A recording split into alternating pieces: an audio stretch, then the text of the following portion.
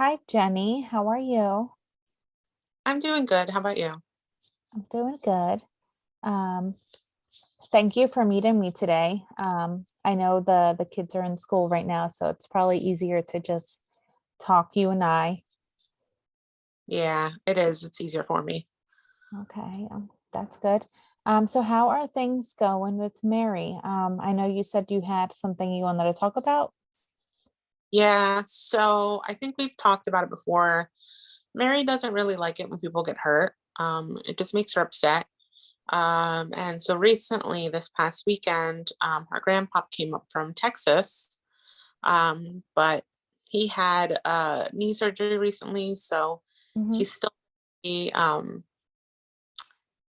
well, he has to be careful with his knee. Like he can't strain himself too much, and he just has to be very careful. Hmm. Uh, I think that Mary just completely forgot. I don't think she did it to hurt him. I think she just really genuinely forgot. And she tried to sit on his lap and she hurt his knee. Um, so her grandpa did make it known that he was hurt. He tried to kind of keep it in, but he couldn't. And so I think it really made Mary upset. She did go upstairs. She had sort of a tantrum. I think she hit her head on the wall and screaming and crying. And it was just really hard to calm her down. Okay. So how long did it take for her to calm down?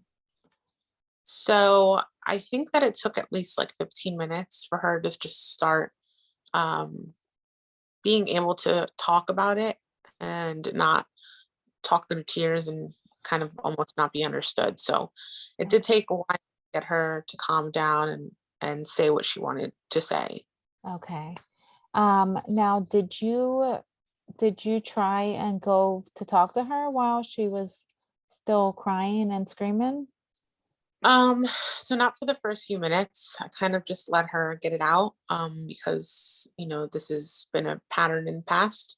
Mhm. Um, but after a while I did try to go talk to her. It was just really hard because she was really distraught and um she just couldn't stop crying. So I really wasn't understanding anything she was saying. Um, After a while, we tried to do like deep breaths and stuff. She was able to kind of get some words out, and I was able to understand what she was saying. Mhm. But it's just really hard because it takes quite a while for her to be able to talk and to kind of get over the tantrum. Okay. And did you say that she was also hitting herself? Yes. So when she's upset, she has this habit of hitting her head against the wall. We've talked about how it's not safe and how she shouldn't do it, Oh, but she just does it every time she gets upset. okay. Yeah. And I know that this has happened before where she does this. She says that she feels better when she hurts herself. Um, okay. Um, all right. So what happened after she was able to calm down and she stopped hurting herself? What happened after that? So we suggested that she go talk to her grandpa and let him know that she wasn't trying to hurt him and that it was an accident. Um, and she did. She went to go talk to him.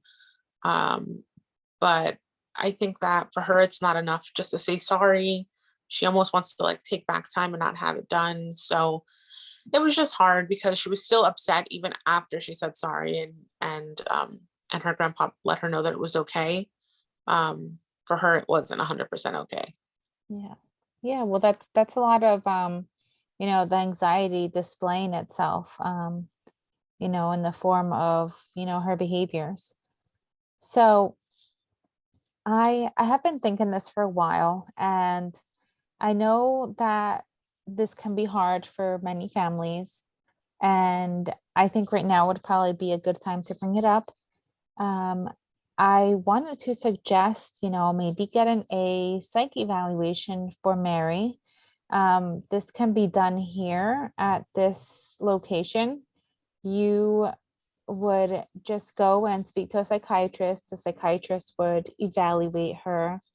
And then, there could be medication options. The Psychiatrists can also give you a, better evaluation. Maybe there is more a different diagnosis that, that could be along with the anxiety. It could be more than just that. So I think this would be a very good route to take right now. But like I said, I know it's kind of hard to, talk about medication and children, because they're still young, and um, you don't know, what can happen in the future, but it's been proven to work, for children. I think it would, Mary can really benefit from this. Um, and if it's something to just think about, you and your husband can think about it and talk about it, and kind of see the pros and cons to this. Do you think that that's something that you might be interested in? Yeah, so I think we would be. I've actually gone through this process with my older daughter. She has a few diagnoses. She has ADHD, she has anxiety and depression. She also has a learning disability, so she has a lot going on. We struggled for her for a while, just as we were struggling with Mary now. And once she had the evaluation and was put on medication, she really got under control. She was able to express herself better and just, live a healthier emotional life. Um, I myself have anxiety and depression, and I'm taking medication for it. And my husband has ADHD, and he also takes medication for it. So I think Okay. that we have more of a positive outlook on medication than most families. We've all struggled without, and now that we are all taking medication, we're doing a lot better. So I am open to Mary possibly having to take medication if that's what it takes. Okay, yeah. Well, I'm glad that you are more open to it. You know, because you've experienced it firsthand. So it must Yeah, be difficult for Mary to feel this way and not being able to express her emotions, in a healthier manner. And I know that we can discuss all the coping skills in the world. Mary, she she likes to talk about these coping skills through play, but it's very hard to get her to actually to do them, and it's really hard even for us adults to use these coping skills when we're in that moment when we need to use them. So I can't imagine it being, it's probably more difficult for a child. yeah, I agree.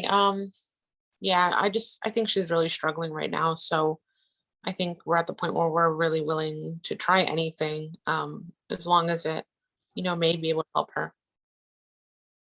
Okay, yeah. Well, I'm glad that you're willing to try this.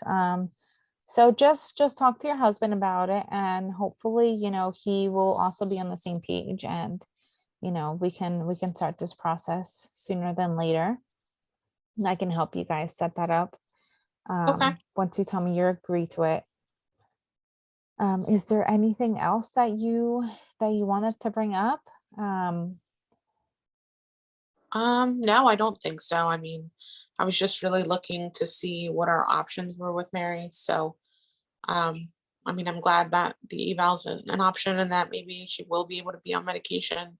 I just thought because of her age, it might just not be a possibility for her. So I'm glad to hear there might be something else we can do for her.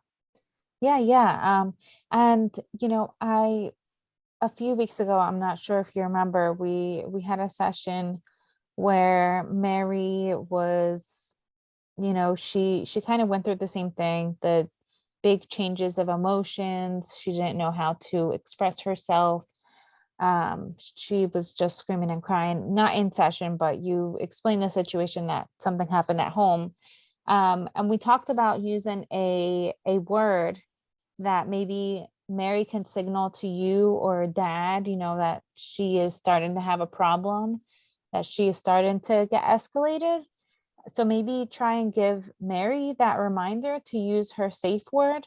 So that Okay. way you guys can help her, calm down before she gets, worse. And then we also discussed the different things that you or dad can do to help her calm down faster.